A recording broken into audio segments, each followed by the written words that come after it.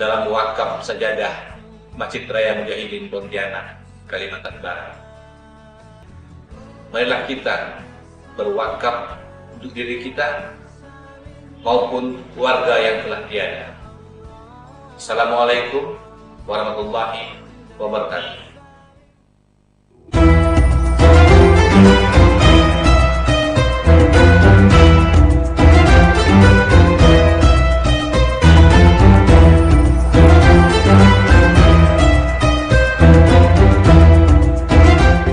Ya, pemirsa M2TV dan juga pendengar setia 105.8 Mujahidin FM. Alhamdulillah kembali di sore hari ini bersama saya Hisham ya di program Ustadz On Air di edisi kali ini ya. Nah, kita bakalan membahas terkait dengan tafsir Quran surah Al-Baqarah ayat 185. Dan kemarin kita sudah membahas dari tafsir Quran surah Al-Baqarah ayat 83, 4 dan juga sekarang kita melanjutkan di 185 ya Ustaz. Terkait dengan turunnya Al-Quran nih ya Ustaz. Tafadhal Ustaz. Terkait hal itu kemarin kan kita sudah membahas tentang turunnya Al-Quran, itu gimana gitu. Dan sekarang kita lanjutkan kembali pembahasan Ustaz. Bismillahirrahmanirrahim. Alhamdulillahirabbil alamin. Wassalatu wassalamu ala asyrafil anbiya wal mursalin sayyidina wa maulana Muhammadin wa ala alihi wa sahbihi ajma'in. Subhanaka la ilma lana illa ma 'allamtana innaka antal alimul hakim. Rabbi shrah li sadri wa yassir li amri wahlul 'uqdatam min lisani yafqahu qawli amma ba'du. Kaum muslimin wal muslimat, shaimin, shaimat, para pemirsa M2 TV Mujahidin dan para pendengar setia Radio Mujahidin dimanapun Anda berada, mudah-mudahan Allah Subhanahu wa Ta'ala selalu memberikan kita taufik dan keistiqomahan di dalam beribadah kepadanya. Amin ya rabbal alamin. Insyaallah pada pertemuan yang berbahagia ini kita akan melanjutkan kembali kajian tafsir kita di surat Al-Baqarah ayat ke-185. Maksudnya Allah Subhanahu wa Ta'ala telah kita singgung kemarin, Allah Subhanahu wa Ta'ala menurunkan Al-Qur'an kepada kita di bulan Ramadan. Saya akan bahas kembali, singgung kembali bahwasanya Allah Subhanahu wa Ta'ala turunkan Al-Qur'an di bulan Ramadan. Itu nanti kapan turunnya? Dijelaskan di surat Al-Qadar. Inna anzalnahu fi Lailatul Qadri. Sesungguhnya kami menurunkan Al-Qur'an itu di malam Lailatul Qadar. Jadi tidak ada pertentangan bahwasanya telah saya bahas Al-Qur'an itu turun dalam 3 fase. Fase pertama Allah Subhanahu wa Ta'ala turunkan Al-Qur'an ke Lauhul Mahfuz sesuai dengan surat Al-Buruj, bal huwa Qur'anun Majid fi Lauhil Mahfuz. Dan fase yang kedua Allah Subhanahu wa Ta'ala menurunkan Al-Qur'an dari Lauhul Mahfuz ke langit dunia, namanya Baitul Izzah, namanya Baitul Izzah. Nah, ini Allah turunkan Al-Qur'an pada malam Lailatul Qadar. Ini Allah turunkan langsung satu Al-Qur'an 30 juz langsung sekaligus. Berarti sekaligus diturunkan gitu ya Ustaz ya. Ke Baitul Izzah, ke langit dunia. Itu turunnya pada malam Lailatul Qadar. Dan fase yang ketiga, nah ini Allah Subhanahu wa Ta'ala turunkan dari langit dunia kepada Nabi Muhammad. Ini berangsur-angsur sesuai dengan peristiwa dan kejadiannya. Makanya wahyu yang pertama yang Allah turunkan kepada Nabi Muhammad itu surat Al-Alaq itu. Dan itu turunnya pada malam 17. Itu malam nuzulul Quran yang biasa sering kita peringati.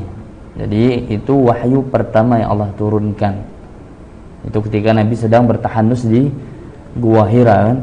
Di Gua Hira sedang beribadah, turun wahyu pertama surat Al-Alaq 1 sampai 5 itu. Kemudian habis itu nanti ya udah turun Al-Quran sesuai dengan kejadian dan peristiwa-peristiwanya seperti itu. Jadi ada 3 fase. Dan Mungkin sebelum itu saya akan membacakan dulu ya ayatnya 185. A'udzu billahi minasy syaithanir rajim. Bismillahirrahmanirrahim.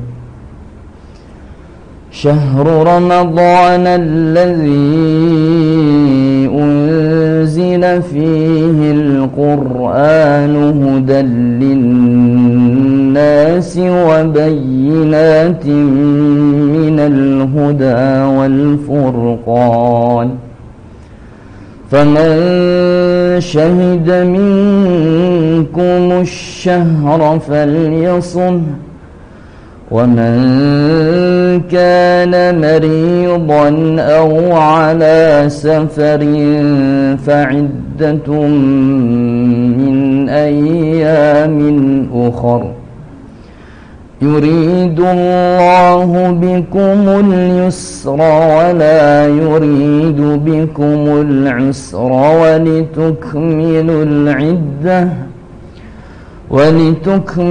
العدة ولتكبروا الله على ما هداكم ولعلكم تشكرون. Sadaqallahul azim. Syahrul Ramadan alladzi unzila fihi al-Qur'an. Bulan Ramadan yang mana bulan ini Allah turunkan Al-Qur'an. Hudan linnas. Al-Qur'an sebagai petunjuk bagi manusia. Petunjuk manusia ketika manusia itu berada di jalan kesesatan. Karena ketika kita tidak mengetahui segala sesuatu yang Allah haramkan, yang Allah benci, maka kita merujuk kepada pedoman hidup kita, Al-Quran. Karena Al-Quran ini sebagai petunjuk manusia, petunjuk agar bisa menuju ke jalan kebaikan. Wabayyinat, dan penjelas.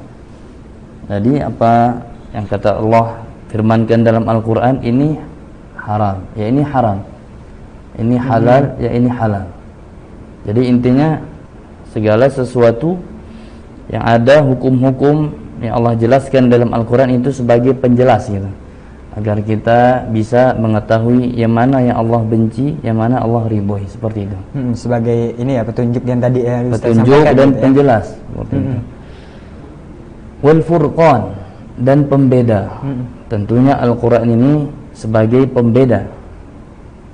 Pembeda yang mana? Dari hak dan yang batil, yang benar dan yang salah, seperti itu. Itulah tujuan Allah Subhanahu wa ta'ala turunkan Al-Quran kepada kita, agar kita menjadikan Al-Quran ini sebagai pedoman kita, petunjuk kita di dunia ini. Sampai Al-Habib Al-Habsyi beliau mengatakan, aku bingung terhadap orang yang mengatakan aku ini galau, aku ini sumpek, aku ini gundah, sedangkan dia memiliki Al-Quran. Kenapa galau? Al-Quran lah solusinya. Kenapa sumpek? Al-Quran lah solusinya. Bahwasanya beliau bingung gitu, kok bisa orang bisa mengatakan aku ini galau, aku ini sumpek, aku ini penuh masalah gitu kan. Sebetulnya kalau kita ada masalah sumpek dengan kehidupan dunia, sebetulnya solusinya ada di dalam Al-Quran. Al-Quran, karena udah lengkap ya Ustaz. Ya, seperti itu. Pembeda, terus petunjuk, terus juga bagi penjelas. Jelas juga. Itulah fungsi Al-Quran, yang mana kita jadikan dia sebagai pedoman dalam kehidupan kita. Dan Allah Subhanahu wa ta'ala melanjutkan di dalam ayatnya, faman syahida minkumus syahra falyasum. Maka barang siapa yang menyaksikan di antara kalian akan hilal, falyasumhu, maka berpuasalah. Maka ini menunjukkan bahwasanya ketika hilal telah nampak, itu kita wajib berpuasa. Seperti ini. Dan ayat ini menasakh atau menghapus ayat yang sebelumnya. Jika Allah Subhanahu wa ta'ala berfirman di ayat ke-184, bahwasanya di ayat 184, di ayat sebelumnya, itu orang yang sehat, Orang yang mukim, maksudnya tidak berpergian, Tinggal itu di boleh dia tidak berpuasa, boleh.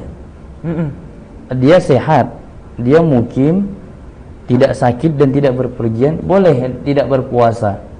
Artinya dia nanti membayar fidyah saja. Fidyatun wa 'alal ladzina yutiqunahu fidyatun ta'amu miskin. Boleh seperti itu ya. Kemudian dihapuslah ayat yang 184 dengan 185 hukumnya. Jadi Allah Subhanahu wa taala mewajibkan berpuasa bagi orang yang sehat dan orang yang sedang mukim tidak berpergian. Maka ayat faman syahida minkumus syahra falyasum, ini ayat ini menasakh atau menghapus gitu. Menghapus ayat sebelumnya bahwasanya puasa itu hanya pilihan gitu. Boleh kita puasa atau tidak melihat keadaan. Seperti itu. Ini ayat ini ya. Faman syahida minkumus syahra falyasum. Wa man kana maridan aw 'ala safarin fa'iddatum min ayyamin ukhra. Tetapi ada keringanan masih ketentuan gitu ya. Ketentuan bahwasanya orang yang sakit ataupun dia misalnya sedang berpergian, maka dia bisa mengganti di hari-hari yang lainnya. Ini tetap, ayat ini tetap bahwasanya dalam keadaan gimana pun, kalau misal tidak mampu untuk berpuasa, sakit, sekiranya kalau kita berpuasa itu sakitnya bertambah parah, atau ketika berpuasa itu malah menambah ini sakitnya itu makin parah, maka itu tidak apa-apa. Seperti itu. Atau berpergian gitu kan. Ini tetap. Ini mirip tadi ayat yang ya, 184 mirip juga. Tetap ada rukhsah keringanan yang Allah berikan kepada orang yang sakit dan orang yang sedang berpergian. Di sini terus saya ingin membacakan pendapat ulama. Orang yang berpergian, kan kemarin waktu itu pernah kita bahas ya, bahwasanya berpergian itu 80 ya, 84 ke atas, 84 kilo. Berarti kalau kurang dari itu kita tidak diperbolehkan untuk berbuka puasa. Masa cuman jaraknya berapa kilo langsung kita buka puasa. Seperti itu. Apalagi kalau di Pontianak kayak Ustaz panas gitu ya. Jadi tidak wajib juga ya Ustaz berbuka puasa gitu ya Ustaz ya. Jadi ya dalam perjalanan harus ada syarat-syaratnya gitu kan. Ada syarat-syaratnya. Salah satunya perjalanannya harus melebihi dari 84 kilo ke atas. Yang sekiranya kita diperbolehkan untuk menjamak dan mengqashar salat. Itu. Lalu ada beberapa masalah saya ingin ungkit di sini, bahwasanya dalam perjalanan itu seperti apa? Kan katanya boleh, katanya kalau kita dalam perjalanan itu ada dua, boleh berbuka, boleh kita melanjutkan puasa kita. Maka saya ingin menjelaskan beberapa masalah terkait pendapat para ulama yang di safar itu, perjalanan. Apakah dia ini perjalanan, misalnya ada seseorang melakukan perjalanan sebelum bulan Ramadan, misalnya lagi akhir-akhir bulan Sya'ban dia melakukan perjalanan, masuk bulan Ramadan dia masih dalam perjalanan. Apakah dalam keadaan seperti ini dia diperbolehkan berbuka atau tidak? Ataukah yang dalam perjalanan ini orang yang selama Ramadan dia masih gitu kan, tiba-tiba di pertengahan Ramadan dia perjalanan, apakah dalam ini boleh berbuka atau tidak? Maka saya ingin membahasnya dalam kesempatan yang mulia ini. Ada beberapa masalah. Yang pertama, segolongan ulama salaf ini berpendapat bahwasanya orang yang sejak permulaan Ramadan dia masih dalam keadaan mukim, maksudnya awal Ramadan dia masih mukim gitu kan, masih bertempat tinggal gitu ya, tidak pergian jauh. Tiba-tiba ada suatu keadaan di pertengahan bulan Ramadan atau misal di akhir gitulah, dia melakukan perjalanan berpergian yang lebih dari 84 km. Maka kata para ulama, dalam keadaan ini dia tidak diperbolehkan baginya berbuka. Karena apa? Alasannya dia berperginya selama dalam perjalanannya dia masih berada di bulan Ramadan. Paham ya? Jadi tidak boleh berbuka orang ini yang ketika dia melakukan perjalanannya pas di bulan Ramadannya.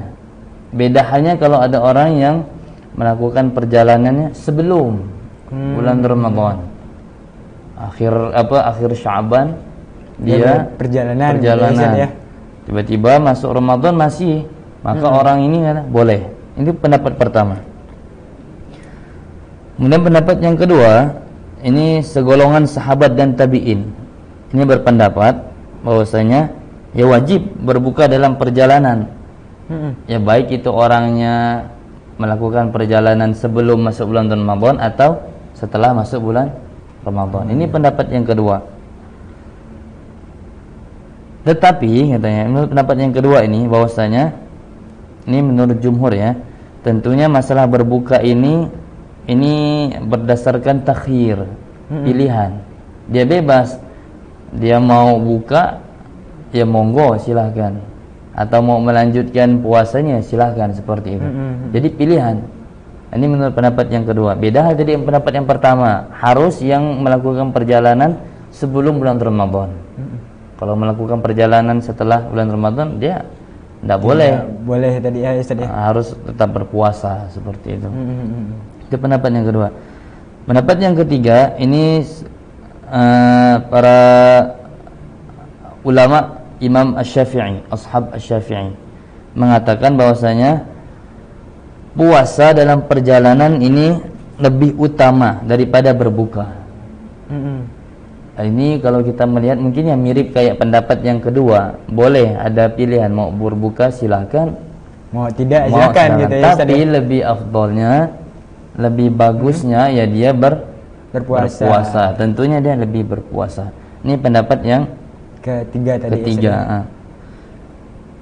Karena berdasarkan hadis Nabi bahwasanya ada rukhsah, keringanan bagi orang yang sedang melakukan perjalanan, ada keringanan diperbolehkannya berpuasa.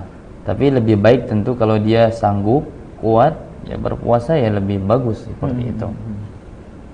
Karena itulah kenapa Allah memberikan rukhsah keringanan. Harus kita manfaatkan itu. Walaupun ya kita dikasih bebas gitu kan, kalau mau makan ya silahkan gitu kan. Harus kita manfaatkan keringanan yang Allah berikan kepada kita itu, rukhsahnya itu. Tapi tentunya lebih baik kita berpuasa. Inilah pendapat para ulama terkait seperti apa sih perjalanan itu yang diperbolehkan berbuka gitu. Apakah perjalanannya sebelum Ramadan atau ketika melakukan perjalanannya pas masuk bulan Ramadannya. Tadi sudah saya sebutkan di 3 pendapat. Mungkin nanti kita lanjutkan kembali Ustaz terkait dengan tafsir Quran surah Al-Baqarah ayat 185. Dan buat ikhwafillah jangan pindah channel, tetap setia di 105.8 dan juga M2TV media dakwah Anda.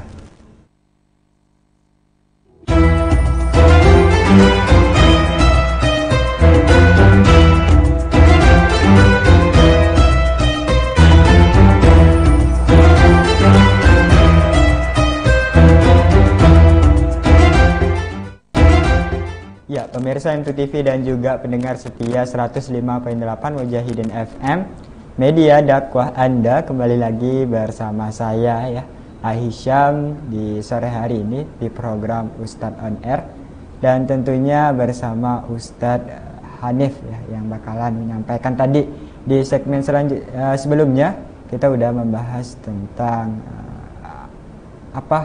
tafsir Quran surah Al-Baqarah ayat 185 terkait keringanan orang yang bermukim ya Ustadz ya. Nah mungkin kita lanjutkan kembali nih Ustadz pembahasannya di sore hari ini. Tafadhal Ustadz. Nah baik, kita lanjutkan lagi. Man kana maridan aw ala safarin fa'iddatun min ayyamin ukhra. Bahwasanya barang siapa yang sakit atau sedang berpergian, maka dia bisa mengganti fa'iddatum min ayyamin ukhra. Kemudian para ulama ini membahas, ini menggantinya apakah dia langsung cash, maksudnya ketika itu dia nggak bisa berpuasa langsung diganti gitu selepas bulan Ramadan, ataukah nanti, maksudnya bisa di waktu lain. Waktu yang lain gitu ya. Maka ulama ada 2 yang membahas ini. Yang pertama mengatakan wajib diganti langsung, dan bukan hanya langsung, juga berturut-turut. Maksudnya gimana nih Ustaz? Jadi misalnya kalau kita ada bolong gitu ya, ada uzur sehingga kita tidak berpuasa, misal 3 hari atau 5 hari gitu kan, maka nanti 5 hari ini kan wajib diganti di qadha misalnya, dan itu habis lepas Ramadan langsung diganti di bulan Syawalnya itu, dan harus berturut-turut. Jadi 5 hari itu tidak boleh kita bolong gitu Pak Ustaz. Misal selang-seling gitu, misal sekarang dulu, nanti 3 hari ke depan masuk hari kedua, nanti selang-seling, minggu depan masuk hari ketiga gitu, seperti itu. Itu pendapat pertama, wajib mengganti langsung dan harus nggak boleh putus. Pendapat yang kedua, ulama kedua mengatakan ini boleh diganti di lain waktu, maksudnya tidak harus langsung gitu kan, dan tidak harus secara berturut-turut. Jadi bebas gitu, mau selang-seling gitu ya. Boleh selang-seling gitu. Lalu yang mana yang pendapat yang paling kuat? Tentunya pendapat yang kedua. Jadi boleh kita menggantinya, tidak boleh bebas gitu, enggak langsung gitu, dan tidak apa-apa kalau kita menggantinya tidak berturut-turut. Misalnya kita hari ini berpuasa, besok nggak bisa berpuasa, nanti kapan, nanti kalau kita misal sempat berpuasa ya kita berpuasa. Nah terkait mengganti nih Ustaz, apakah boleh kalau seandainya kan kita ada puasa Senin Kamis gitu ya Ustaz ya, apakah boleh tuh Ustaz kalau digabung ini hari Kamis terus juga hari Senin gitu? Itu tidak boleh. Kalau kita mau berpuasa sunnah misalnya, itu kalau menggabungkan beberapa pahala puasa sunnah itu boleh. Misalnya kita puasa hari Senin, pas hari Senin tuh bertepatan tanggal 10 Muharram misalnya, pas pula biasa kita puasa Senin Daud, pas itu kena di hari itu, paham ya? Pas puasa hari Senin, pas pula misalnya bertepatan 10 Muharram, pas pula misalnya kita biasa puasa selang-seling, puasa Nabi Daud, pas pula itu kena hari Senin, maka kita boleh menggabungkan 3 puasa dalam satu waktu. Itu kalau sunnah. Tapi kalau wajib tidak boleh. Kalau mengganti tidak boleh ya Ustaz ya? Tidak boleh. Yang wajib ya, puasa wajib itu kan termasuk puasa qadha, puasa kafarat. Puasa qadha itu puasa ganti kita, mengqadha, mengganti. Misalnya kita ada bolong kan puasa, nanti misalnya kita mau mengganti, pas mengganti itu hari Senin, tidak boleh kita menggabungkan puasa wajib dan puasa sunnah. Ya Allah, aku niat puasa qadha besok hari dan puasa Senin Kamis, tidak boleh. Berarti tidak boleh ya Ustaz. Ataupun menggabung 2 puasa yang wajib bersamaan, itu tidak boleh. Harus satu-satu, seperti itu ya. Tidak boleh. Beda kalau puasa sunnah, itu boleh menggabungkan beberapa puasa sunnah gitu. Tapi kalau puasa wajib tidak, harus satu, seperti itu. Itu ya terkait mengganti. Berarti boleh kita menggantinya, tidak apa-apa, tidak secara langsung, dan tidak berturut-turut tidak apa-apa. Karena yang secara berturut-turut itu ini hanya puasa yang kita ganti yang karena sebab jima di siang hari bulan Ramadan itu kan kafaratnya apa itu? Ganti 2 bulan. Puasa itu harus secara turut-turut itu ya, berturut-turut. Kalau misal kita 1 hari bolong, itu ngulang lagi dari pertama. Oh gitu. Makanya hati-hati. Nggak boleh. Nah terkait juga mengganti Ustaz, kan Ustaz tadi bilang mengganti di bulan Syawal ataupun bulan yang lain gitu. Apakah boleh nih Ustaz menggantinya nanti pas dekat-dekat puasa gitu, puasa lagi gitu, atau di bulan yang lain gitu? Tentunya kalau masalah hutang piutang ini kan harus cepat dibayar ya. Tentunya kita harus mengganti dulu puasa kita secepatnya. Sama juga umur ya, kita nggak tahu. Siapa tahu gitu kan, sebelum kita niat mau mengganti nanti udah mau akhir-akhir bulan Sya'ban, nanti kita tahu udah meninggal dulu. Kita masih ada hutang piutang puasa gitu. Nah itu lebih cepat, memang lebih cepat tuh hutang masalah puasa ini harus cepat diganti. Bahkan misalnya nanti kan puasa Syawal ya. Misal nanti habis ini kan ada puasa Syawal kan, 6 hari kan. Nah itu, maka kalau mau kita harus mengganti dulu. Misal kalau kita ada bolong puasa, kita harus ganti dulu puasa yang wajib dulu, baru boleh kita puasa sunnah 6 Syawal itu. Nah boleh kita puasa 6 Syawal dulu yang sunnah, kemudian yang puasa wajibnya kita tidak dilakukan. Nah, maka seperti itu. Maka harus secepatnya dibayar. Yuridullahu bikumul yusra wa la yuridu bikumul usra. Ini Allah Subhanahu wa taala menginginkan keringanan, kemudahan, keluasan buat hamba-hambanya. Jadi Allah tuh ingin berikan kemudahan, kegampangan. Islam itu agama yang mudah, tapi jangan dianggap mudah gitu. Seperti itu. Kalau kita nggak sanggup berpuasa, lagi sakit, lemas, silakan berbuka. Lagi perjalanan, silakan berbuka. Ada keringanan, ada rukhsah yang Allah berikan. Itulah termasuk salah satu kasih sayangnya Allah kepada kita semua selaku hambanya. Bahkan kalau lagi dalam sholat saja kan ada rukhsah, keringanan. Kita diperbolehkan apa? Menjamak dan mengqashar. Dalam sholat itu kan kita bayangkan dalam satu hari harus 5 kali sholat. Dalam perjalanan sulit, harus banyak berhenti, ini makan banyak waktu lagi kan. Ada keringanan. Allah boleh menggabungkan 2 waktu sholat dalam satu waktu. Itu namanya jamak kan, dari zuhur ke asar, atau jamak takdim atau takhir kan, atau dari asar ke zuhur, itu boleh. Dan bahkan bisa diringkas kan, misalnya sholat yang 4 rakaat jadi 2. Seperti itulah keringanan banyak yang Allah berikan, keringanan, kemudahan bagi kita semua. Kalau enggak bisa puasa, buka. Kalau sholat bisa qashar dan menjamak. Kalau berwudu enggak ada air, bisa tayamum seperti itu. Sholat enggak mampu berdiri, duduk. Enggak bisa duduk, baring. Enggak bisa baring, dengan pakai isyarat bisa juga. Itulah kemudahan yang Allah berikan kepada kita. Itulah agama Islam, meringankan, bukan mempersulit. Seperti itu. Walitukmilul iddata walitukabbirullaha ala ma hadakum wa la'allakum tashkurun. Kemudian Allah Subhanahu wa taala melanjutkan firman-Nya, walitukmilul iddah, dan sempurnakan bilangan, hitungan puasa. Nah, ini tentunya nanti kan pas ketika di akhir Ramadan nih, sumu li ru'yatihi wa aftiru li ru'yatihi. Berpuasalah karena melihat hilal, dan berbukalah, maksudnya lebaranlah karena melihat hilal itu sendiri. Maksudnya suruh jikalau misalnya hilal itu masih belum nampak gitu, akmilu gitu, sempurnakan. Walitukmilul iddata, sempurnakan bilangan menjadi 30 hari. Jadi puasa itu ya memang 29 atau 30 seperti itu. Tergantung nanti kita mengikut ke siapa gitu kan. Kalau ikut pemerintah ada nanti. Asal kita ada berpegang dengan satu ini satu kelompok misalnya gitu, satu keyakinan. Kita ikut pemerintah bilang masih ini hilal masih belum nampak, tidak sempurnakan gitu. Seperti itu sih. Biasanya seperti tidak ada sampai 31, enggak ada.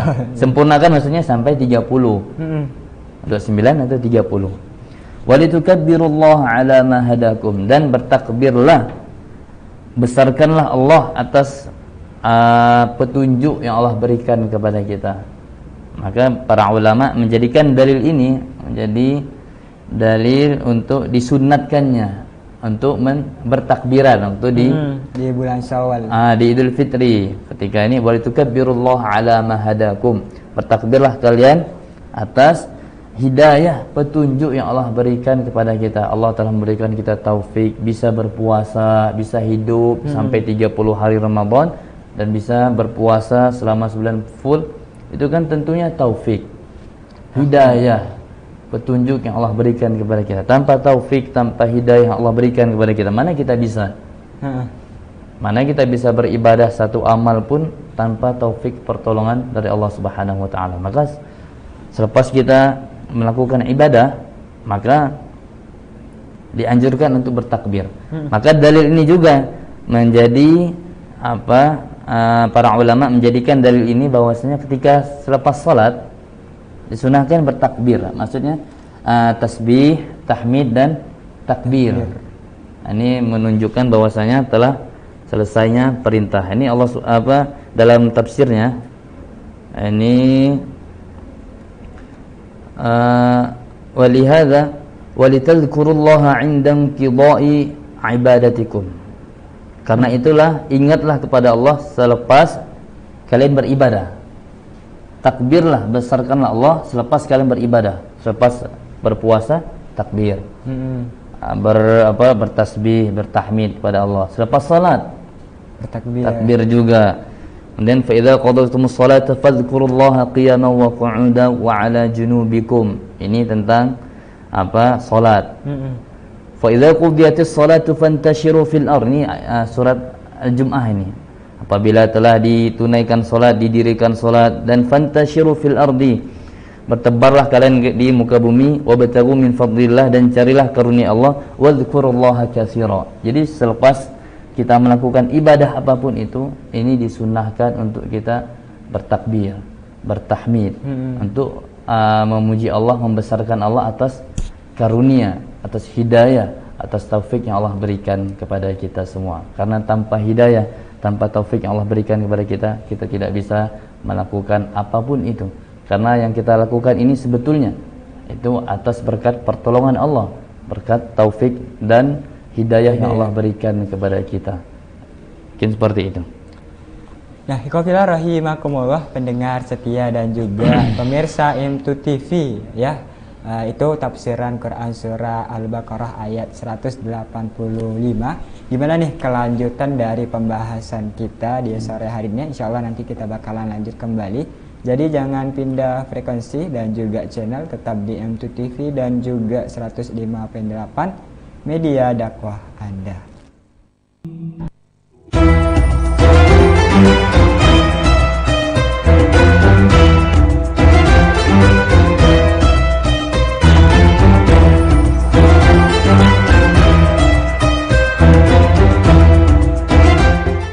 Ya, pemirsa M2 TV dan juga pendengar setia 105.8 Wajahidin FM, media dakwah Anda.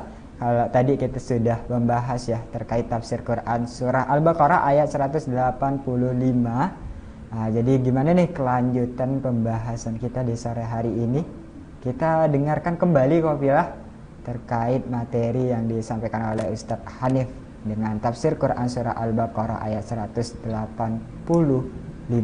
Ustaz. Tadi kita udah bahas tentang Anda ya Ustaz ya. Jadi mungkin lanjutkan Ustaz. Ya. Baik. Akan melanjutkan firman Allah Subhanahu wa taala tentang walitukabbirullaha ala ma hadakum. Takbirkanlah, besarkanlah Allah atas petunjuk hidayah yang Allah berikan kepada kita. Falihadza ja'at as-sunnah bistihbab at-tasbih wat-tahmid wat-takbir ba'da as-salawatil maktubat. Maka dengan dalil inilah bahwasanya disunahkan memang kita untuk bertasbih, bertakbir, bertahmid, tahmid, takbir selepas salat 5 waktu. Ini termasuk dalil ini juga, para ulama menjadikan dalil ini. Bukan hanya dalil disyariatkannya takbiran ketika nanti pas Idul Fitri. Nanti ada yang pendapat lagi, ini ada mengatakan takbir ini Imam Abu Hanifah tidak disyariatkan takbir. Imam Abu Hanifah. Bahkan ada yang itu lagi wajib takbir. Tapi menurut kebanyakan para ulama termasuk Imam kita Imam Syafi'i, ini disunnahkan, disyariatkan untuk memperbanyak takbir ketika selepas kita melakukan ibadah puasa. Sebab itu tadi alamah hadakum, atas petunjuk, atas hidayah taufik Allah berikan kepada kita sehingga kita bisa berpuasa, itu kan 1 bulan penuh bisa melaksanakan segala perintah-perintah Allah seperti itu. Wa la'allakum tashkurun. Nah, la'alla itu namanya kalau dalam gramatika bahasa Arab ya, itu disebut dengan harfut taraji. Harfut taraji itu gunanya untuk berandai-andai, mengharap, moga-moga, semoga gitu kan. Wala'allakum tashkurun, semoga dengan ibadah yang kita lakukan, kewajiban yang Allah berikan kita lakukan, apa larangan-larangan Allah yang apa kita tinggalkan, semoga dengan kita melakukan itu semua, la'allakum tashkurun, kita ini termasuk orang hamba yang bersyukur, termasuk digolongkan orang-orang yang bersyukur. Karena sebab apa? Karena nikmat itu kan tentunya biasa, segala puja puji serta rasa syukur pada kita panjatkan hadirat Allah Subhanahu wa taala. Kita yakini dengan hati kita bahwasanya nikmat itu kan dari Allah. Kemudian kita amalkan dengan anggota tubuh kita. Karena nikmat mata yang Allah berikan, nikmat pendengaran, nikmat kaki, nikmat sehat, panjang umur, apalagi harta. Itu kan nikmat-nikmat banyak Allah berikan kepada kita. Harus kita gunakan. Syukuri dengan bagaimana kita menggunakan nikmat Allah itu untuk taat kepada Allah. Maka jangan sampai nikmat yang Allah berikan kepada kita itu untuk kita gunakan untuk bermaksiat. Mata gitu kan, Allah berikan mata untuk melihat.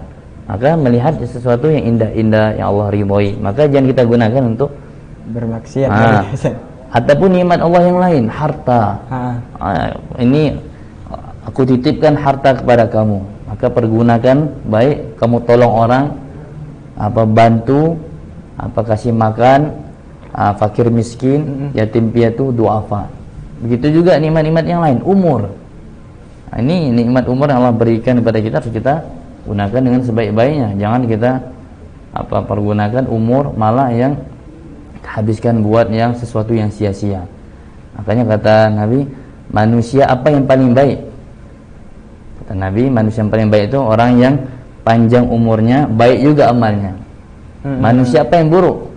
Nah, itu ketika panjang umurnya tapi juga panjang juga keburukannya, maksiatnya. Maka segala nikmat yang Allah berikan kepada kita ini harus kita syukuri. Syukurinya seperti apa?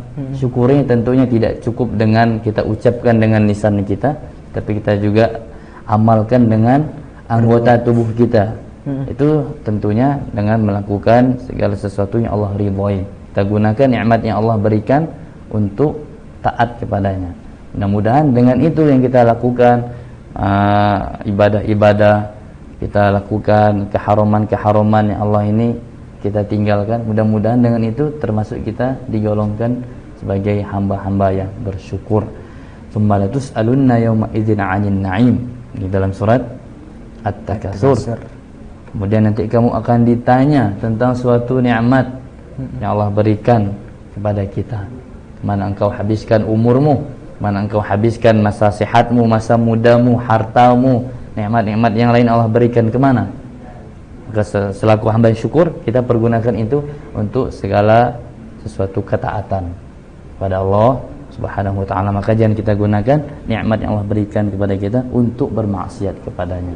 Na'udzubillah, tsumma na'udzubillahi min dzalik. Mungkin ini saja yang dapat saya sampaikan pada pertemuan yang singkat ini terkait di surat Al-Baqarah ayat 185.